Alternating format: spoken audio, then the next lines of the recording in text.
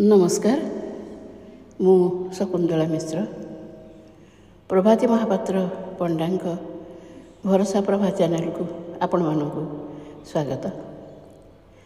आजिर कविता जल। जल ही जीवन। जल बिना संसार नहीं, जल बिना प्राणी जगत नहीं। जलर आवश्यकता केते बेसी ताहा आमे समस्त जानू। खरा दिन आसिले बेसी जानू। सेथिपाई भगवान भाग्य स्थल पाई रखिछंती 3 भाग जल। से जलर संरक्षण करिबा, तार रक्षणाबेक्षण करिबा आमर कर्तव्य। ताहले बंची रहिबो ए पृथ्वी ग्रह, ए जीव जगत।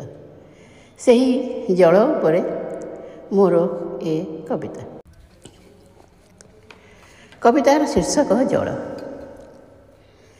निजर नाही रंग सबुज रंगे रंगई दिए सारा धरणी जाक। निजर नाही रूप तापाई जीव जगत बंचे मेंटई शोष भोक। न रहे केबे स्थिर गड़िसा जाए खालुआ देखी जुआड़े मन तार। तरल सीना सीए सिमेट बाली संगे मिसई पत्थर परी हुए। शीतल लागे भारी, शीतल लागे भारी जलिबा बाष्प रखिछि किंतु देहरे तार धरी। जेउ पात्ररे रहे, जेउ पात्ररे रहे ताहारी रूप धरी आनंदे सदा विराजु थाए। ताहारी रूप धरी आनंदे सदा विराजु थाए।